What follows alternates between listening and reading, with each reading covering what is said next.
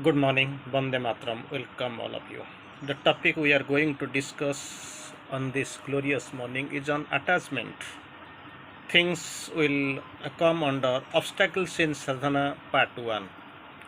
So, on a single but major term, we are going to discuss here on attachment. Every type of attachment in this yoga is harmful to the yogi or sadhakas. There must be no attachment, absolutely no attachment so far this yogin or sadhakas are concerned. There must be absolutely no attachment. We'll discuss this topic from Sri Aurobindo, and of course we'll see finally we'll quote the mother in a very systematic way. Anyway, the topic is attachment, and Sri Aurobindo begins with goodwill you should have for all. Definitely, you are a human being, social animal. Man is, a social being. You must have goodwill. We should have goodwill for all. Physical kindness for psychic kindness for all. That is also required, permitted. So, two things you must have. One is goodwill for all, and the second is psychic kindness for all. But no vital attachment, no vital attachment. Now you have run few steps ahead. You want to help the fellow people who are pursuing you, who are following you. So it is your duty to have the goodwill for them and the psychic kindness for them, but you must not keep any vital attachment to them. If it is there, then naturally it will be harmful for you so far this sadhana process is concerned. So no vital attachment. You must try to help people who are following you, but the thing is that you want to pull them towards the upward route instead. In, Instead, if you will be tagged by them, if they pull you downward, then that chapter is closed. There will be a big trouble for you. So we'll read Sri Aurobindo on attachment. If you are to do yoga, you must have only one desire and one aspiration. Only one desire and one aspiration. You should make the submission and the surrender sincere, real, and complete. So these are the things required. You must suppose you are doing the yoga for the yogis who are pursuing this integral yoga. So if you are to do the yoga, you must have only to desire and desire. You must have only one desire and aspiration. You should make the submission and the surrender sincere, real, and complete. It can't be as long as you cherish the vital attachment in family, child, and anything or anybody. But definitely, that the vital attachment must not be there. It must not bind you. It must not be a obstacle on the way. Definitely, you must never cherish any vital attachment to family, child, or anything or anybody else. So whatever is required, that is submission and surrender, and those submission and surrender must be sincere, real, and complete. These are the most essential conditions and essential requirements so far this sadhana is concerned. They must be helpers. You must think that these things will come as a bar instead of helping you. Then next, Sri Aurobindo goes forward a little bit and tells, in yoga, friendship can remain, but attachment has to fall away. Friendship, what is really, we don't know what really the friendship means. Uschave besane chaibo, durbhikhe satru vigrahe, rajadware smasane cha, jah tishtati sabandava. So this is the relationship, this is the definition of friend and the friendship. Uschava besana, when you are celebrating. And Bidasa Besan, then Durbhikhe, when somebody is running short of food, so drought, and Satru Vigraha, suppose you are facing any revolt from any side, and Durbhikhe Satru Vigraha, Rajadware, when you are facing some trials in the court, And smasane, somebody is there, he must be able to help you when in the crematory ground.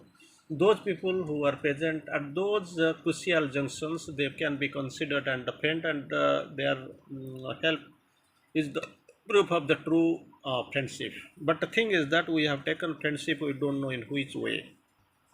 ಇವಾಗ friendship remain, but attachment has to fall away, and such engrossing affection would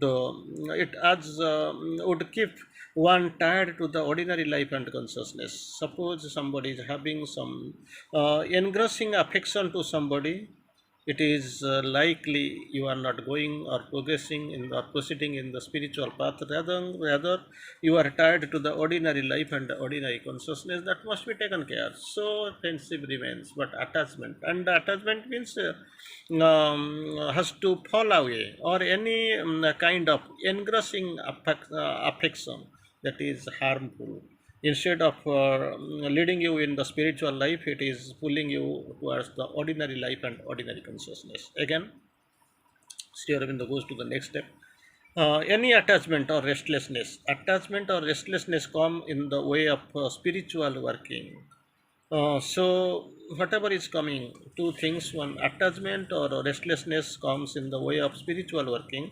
Train yourself to look calmly. Train yourself to look calmly without disturbance, and simply see what has to be done and quietly will it. What can be best? That time, try to remain quiet, observe the things, and plan what really you can do. If it is crossing your limits, and then try to take shelter. Definitely, that is the only way to take shelter under the grace of the Divine Mother, grace and protection of the Divine Mother. Mother. It is so that the ordinary consent of the nature force can be overtopped and overcome.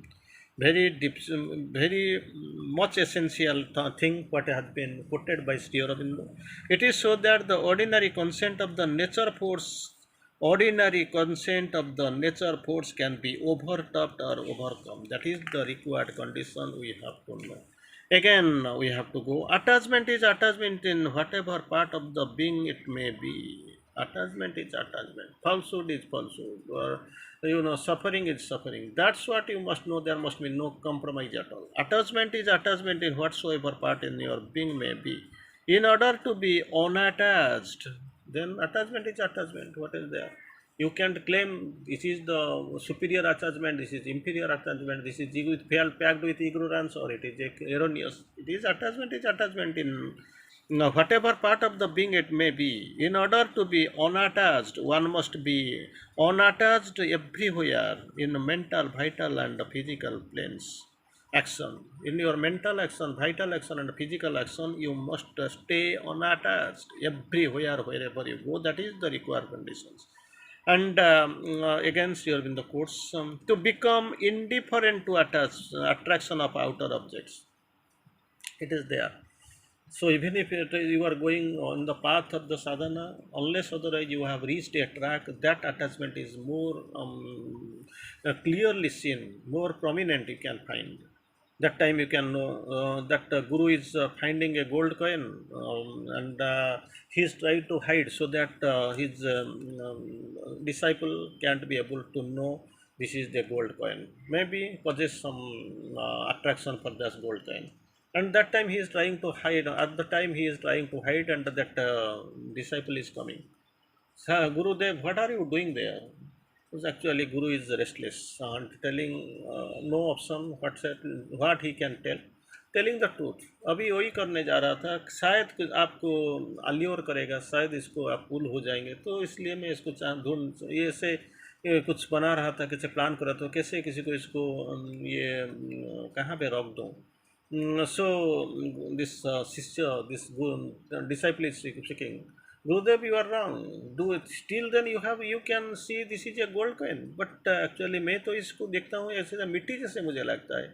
Gold coin को इससे मुझे दिखता ही नहीं. I can't see it as like a gold coin. What are you doing here? Then this guru is actually trembling. He is finding this, see, up to a consciousness. ऐसे चेतस इसको इतना इतना improved चेतना के साथ वो प्रोग्रेस कर रहा है, लेकिन मुझे मालूम नहीं. So he is actually hugging him and telling, I am proud that I have got a disciple like you. So, how shall I get indifferent? To become indifferent to the attraction of the outer objects is one of the fast rules. Fast rules. Then you know fast rule to get indifferent to the attraction of the outer objects. Then for this non-attachment liberates the inner being. Non-attachment to whatever is coming. Non-attachment liberates the inner being into peace and true consciousness. That is a great thing. That is the rule, first rule, to get indifferent to the attraction of the objects in outer objects. If this is the there, it is the first rule. If it is there, you have achieved, then what is the gain? How are you benefited? Then you can find non-attachment liberates. Then this non-attachment liberates the inner being into peace, liberates the inner being into peace and the true consciousness. And finally, Sri Aurobindo quotes, coming to the point really on this attachment and the detachment and the non-attachment. So even after the liberation, one can remain vigilant. Anytime it can come.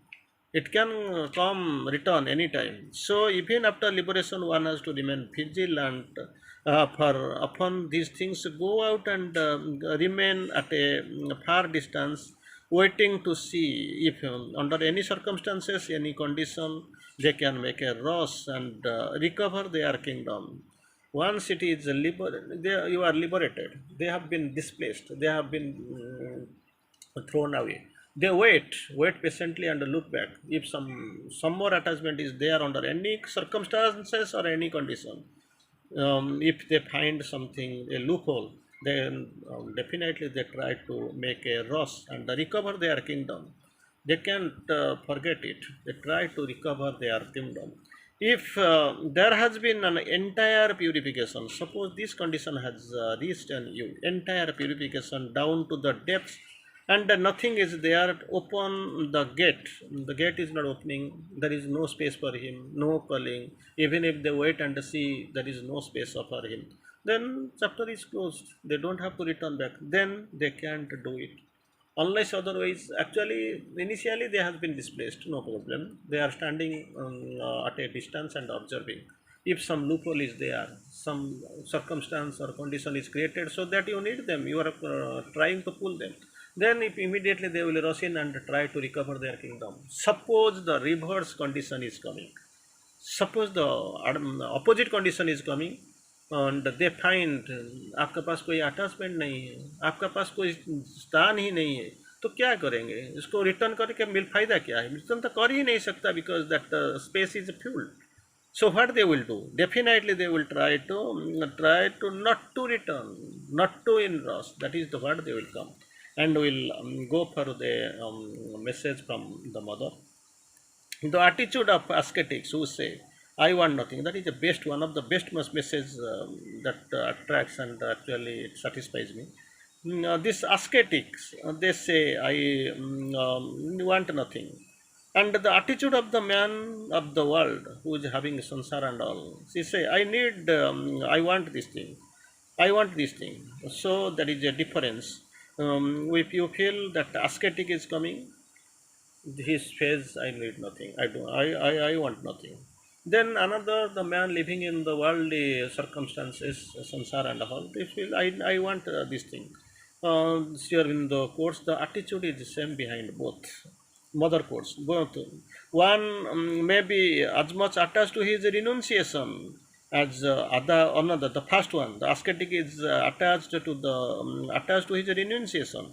And second thing, second thing, the other is to his possession, that sansari, his possession. So both are attached. You must accept all things. So what we have to do? You must accept all things, and all those things that come from the divine. That is what the best thing you can do. Whatever is coming, you try to accept, and that must come. That is coming. Accept what is coming from the divine, especially, exclusively. So because things can come from concealed desires under disguise. That time you can't understand from where it is coming and how it is disarming and how it is disturbing. So be vigilant and see, find the things, being vigilant from where it is coming. These concealed desires under disguise it is coming. Try to see it. Anyway, it is time to close. Bande Mataram. Thank you.